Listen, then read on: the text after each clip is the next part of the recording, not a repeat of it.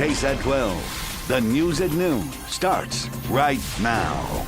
And we're going to start with what everybody is feeling, the heat. While the heat advisories seem to never end for the hill country, some residents in the west are seeing temperatures reach nearly 120 degrees. And the Northeast is still being slammed by heavy rain. ABC's Rena Roy tells us the heat records the South is hitting. Historic flooding hitting parts of Vermont. Some areas getting more than 9 inches of rain in just a day, turning small creeks into raging rivers. The Winooski River in the state's capital rising to its highest level since 1927.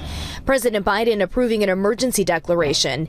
Andrew Mullen watched on surveillance cameras as his restaurant became inundated with water. There's about 7 feet of water inside Sam's, to the point that you can barely see the ice machine flipped over just from the power of the water coming through. We kept hearing that the flooding was going to start, and we just got in the car. Paula Schwartz and her family evacuated before the water rose in Ludlow. Her neighbor forced to kayak to her home to check on it. My next door neighbor, they're in the house and they can't get out. In Rockland County, New York, north of New York City, the severe rains and flooding causing widespread debris. We've still got the debris all up against this house from that brook that turned into the giant rapid-filled river during the event. Meanwhile, 64 million people in 7 states from Florida to California on alert for extreme heat. Phoenix hitting 110 degrees for 11 days straight, a record. Severe weather is also forecast to hit the plains and the Midwest over the next 2 days, with damaging winds and hail expected. That same system will then move here to the Northeast, which could impact some of the already hard-hit areas. Rena Roy, ABC News, New York. Meantime, back here at home, starting this week, you can no longer burn anything outside in Kendall County and Comal County. The U.S. Drought Monitor map shows multiple areas across the state are experiencing extreme to exceptional drought.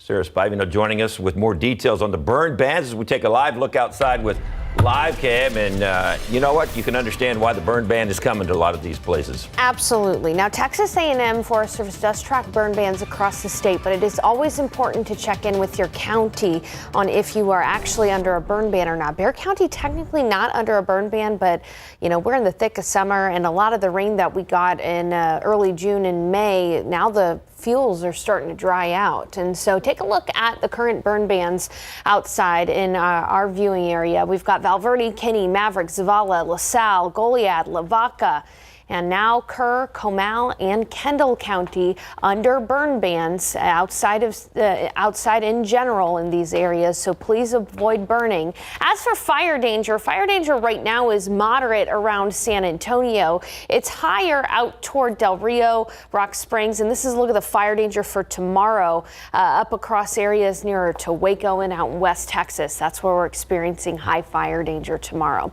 Outside right now, though, it is hot. It is humid. We've got some puffy cumulus clouds out there. 90 degrees, but the heat index is already at 100. Coming up, I've got a look at the aquifer. It's going down, and I've got a trivia question for you. Think about it. When was the hottest summer in San Antonio on record? Details on that and our triple-digit forecast coming up in a bit. David, Tiffany. Thank you, Sarah. Now to the latest in a West Side shooting investigation. This noon, police are still looking for 2 suspects. Officers say someone shot an 18-year-old man in the legs yesterday. This was on Breeds Hill Drive near Marbach Road and South Ellison Drive. The 18-year-old was inside a house with 2 other people when a gunshot went off. He was taken to the hospital with life-threatening injuries. Police didn't find the suspect because they ran off. However, they did find a handgun in the backyard. Police are still investigating. And new today, you can catch the latest Texas Crime Stories podcast episode, The Murder of Caden Parker.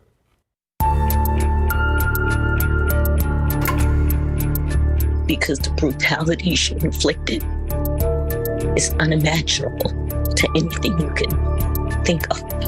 It's a case that one can never understand. A mother brutally killing her own child. And now, almost 10 years later, that mother now out of state custody. We were victimized once by the murder of the baby. We were victimized the second time going through the proceedings. And then you release her and you victimized us again. This is Texas Crime Stories, the murder of Caden Parker. And you can check out the full episode on KSAT12, our YouTube channel, or wherever you get your podcasts. Police arrested a man after accusing him of holding a teller at gunpoint during a bank robbery. Police charged 27-year-old Matthew Flint with aggravated robbery. It happened at 10:45 yesterday morning on Warsbach Road. Officers accused Flint of going into the bank, pulling out a gun, and holding the teller at gunpoint while demanding money. After giving Flint the money, police say he ran off. Officers were able to find him at his apartment nearby. These guys did all this in about 3 hours and a half, less than 3.5 hours. Great work that they did all this intel put together, and we were able to apprehend the suspect. SAPD says the gun and most of the money were found at the apartment. A 16-year-old being charged with intoxication manslaughter. New Braunfels police say the teenager was behind the wheel of a Ford Explorer driving south on State Highway 46 when he crashed into a stopped Honda Pilot. It happened Sunday around 2:30 near T-Bar M Drive. A family of 4 in the Honda were all sent to the hospital. A 51-year-old passenger in the front seat of the Explorer was killed. The backseat passenger suffered minor injuries.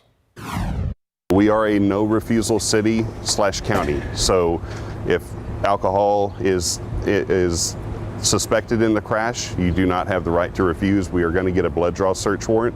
That was done in this case. This 16-year-old did not have a driver's license. The children and woman in the other vehicle are still in the hospital. Families of victims from the Uvalde, Santa Fe, and Parkland school shootings stopped at the Texas state capitol on a cross-country bus tour aimed at getting lawmakers' attention. The goal is to sound the alarm on gun violence even louder than before. A harsh reality, these parents say state and federal lawmakers continue to refuse to take significant action to prevent gun violence. We learned a lesson, and then Santa Fe came, and they learned the lesson, and then many other shootings happened. And a lot of people that are not here learned the lesson, but the political inaction was still there. The Olivers were joined by other victims' families from Uvalde and Santa Fe at the Capitol, all pushing for action. Texas will have a new interim attorney general by the end of the week. Governor Greg Abbott chose his deputy chief of staff, Angela Colmenero. She will take over the job this Friday. Colmenero will step in for John Scott, who was named provisional state attorney general in May. In his resignation letter yesterday, Scott said in part, quote, "The honor of serving as the provisional attorney general of Texas was always with an understanding that my duration would be limited in time. Governor Greg Abbott honored my request. Scott will return to work in the private sector." Meanwhile, the Texas Senate will decide the future of the Texas Attorney General's office later this year. Ken Paxton was suspended as Attorney General after he was impeached in May. His Senate trial is scheduled for September 5th. While many are basking in the summer sun, there are dangers lurking in those bright rays. A look at just how dangerous the heat can become when kids and pets are left in a hot car. And Victor Wembanyama talks about the rest of his summer after getting shut down in Vegas.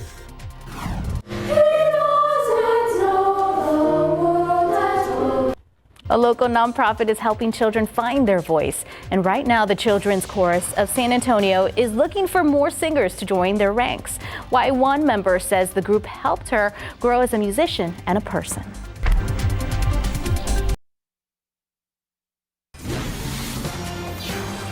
A musical nonprofit organization in San Antonio is transforming the lives of children through the power of music. How it shaped the life of one singer who joined when she was in kindergarten.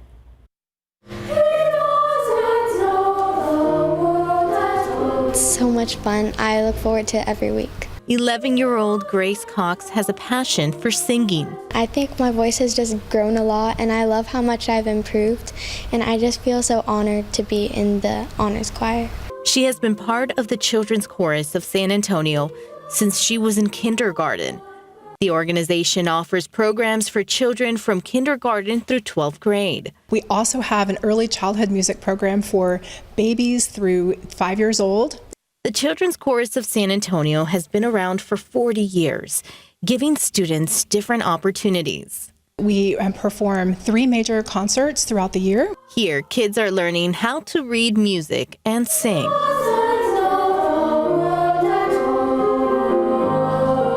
We learn the life skills of working together as a team and expanding our musical world. The organization is having open auditions for children in 4th grade through 12th grade. Grace says practice is key. I suggest you practice also, aside from the practices, so that you can be your best at the performances. Thank you, Tiffany. More and more people are moving to the Lone Star State these days, so it's not really a surprise that our biggest cities are seeing a boom. In fact, some of the fastest growing areas in the country right here in Texas. The Dallas Express is reporting that when it comes to growing, the first and second ranked metro areas are Austin and Houston. The Dallas-Fort Worth area also in the top 5. Moving services platform Move Buddha says by the year 2100, the 3 largest cities in the country will all be in Texas: Dallas, Houston, and Austin. I got a feeling a couple of us won't be around to see that big explosion of population in 2100. I'm just saying. I don't know. Wow, David. Thanks for that. Nice morbid turn as we look at the heat around San Antonio in Texas. Hard to find a silver lining after that. You ready? Here's some more bad news. Let me go ahead and load up this graphic for you because I got to show you, unfortunately, the aquifer. The aquifer is down almost 1.5 feet in the last 24 hours, now inching closer to 30 feet below the average. Molds are actually up from yesterday too, so not even great news there. Molds are moderate at 500, but hey, at least it's technically not the hottest summer we've ever had in San Antonio. I'll have details about that and our triple-digit heat streak continuing coming up in a bit.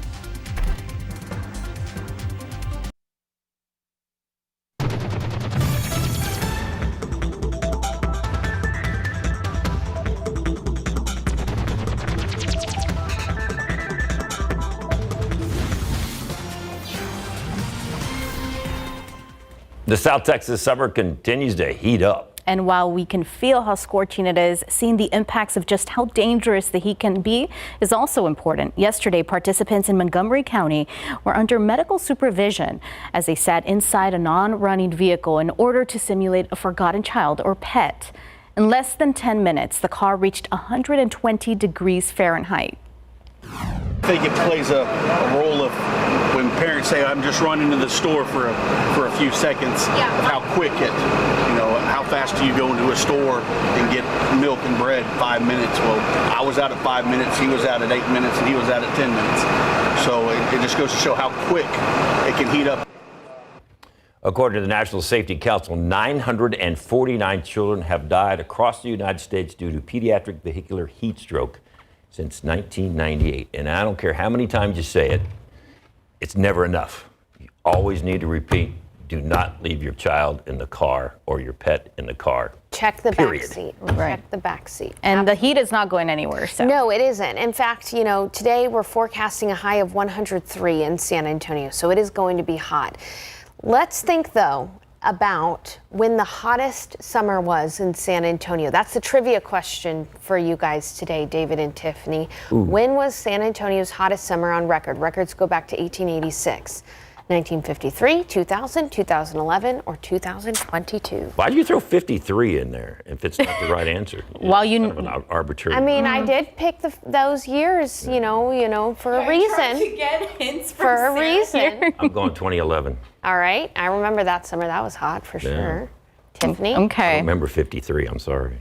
I'll say B. All right, it was just last year, guys. Last year was our hottest summer on record. But that wasn't even the time when we had the most 100-degree temperature. Correct. The average the average temperature was 88.1 degrees, so you have to factor in those warmer mornings too. So because we had warmer mornings, hot afternoons, even though we technically didn't have the most 100-degree days in 2022, it was our hottest summer on record when you consider the average. Now, this time last year, as David was mentioning, we had 33 100-degree days.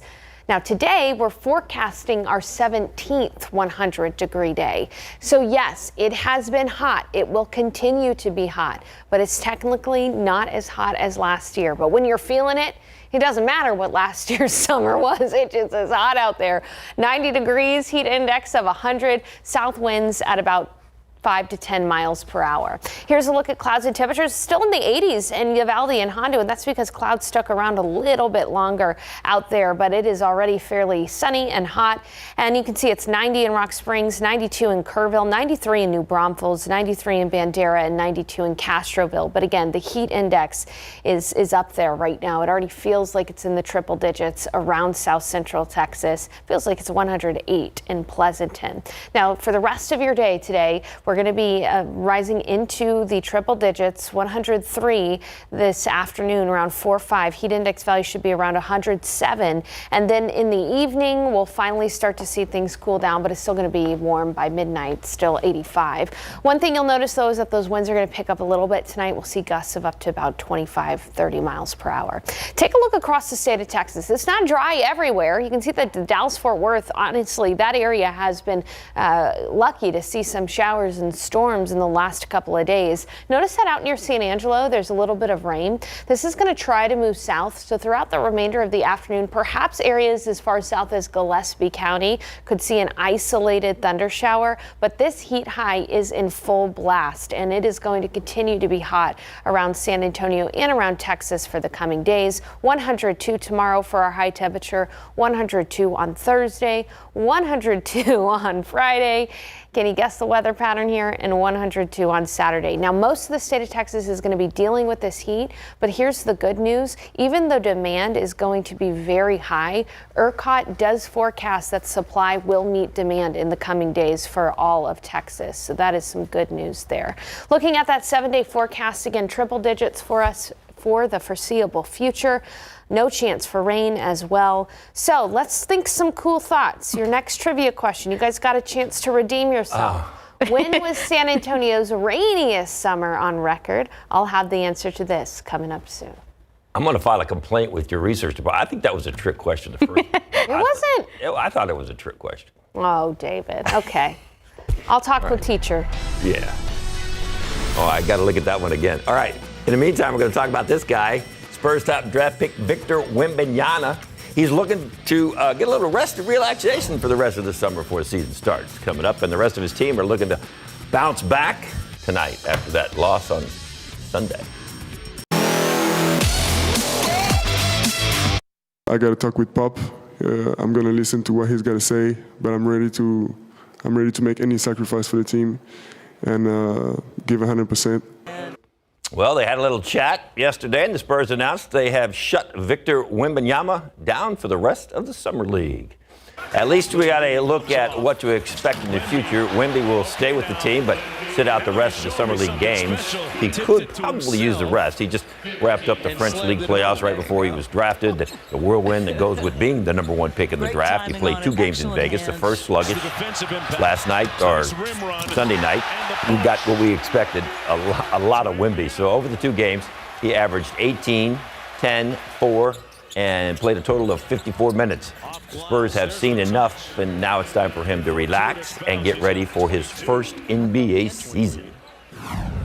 I need to sit down with the Spurs to know what the next months are going to be like, when to go on vacation, when to start back working out, where I'm going to practice, in San Antonio, somewhere else.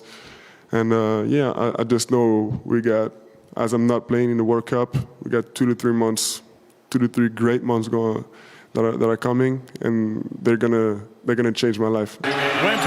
Yeah, it's something he said he won't be doing over the next month or so is talk to the media. Not like he hadn't done enough already, and there will be plenty more times to answer questions. In the meantime, the rest of his team is back on the court tonight looking to get Lady Luck on their side after losing their first game of the Summer League Sunday night to Portland. Some ugly memories from last year came back. Spurs were down 19 to Portland. That's when Victor showed off some of those flashes of greatness inside, outside. He finished with 27 to 12. Spurs rallied late, but the Blazers ended up holding off San Antonio and won it 85-80. So San Antonio is back in action tonight when they take on the Wizards. That one's not till 9:30. And then they have another game on Friday when they take on the Pistons at 7:30. So they'll play without him for the games in California. So now they'll play without him and see what they can do. And all of these games are jam-packed. Yeah, pretty full. That's exciting, though. Yeah, it is. Well, there's more to come. A 6-year-old girl stands up to a would-be kidnapper and not only saves herself, but helps police find the suspect. The advice from her mother that sparked her bravery in the next half hour. And Amazon shoppers busy hunting the best deals this Prime Day, but as you're eyeing those deep discounts, it's important to also keep an eye out for crooks, how scammers are specifically targeting Amazon customers. And Jen and Fiona are trying some special hot sauces. I hope they're not Look, oh, too hot. You know they're going to be hot. Oh, whoa. Oh, well, we got the fire extinguishers. They're ready. Look at it. Smoke's going to be coming out of her ears in a second.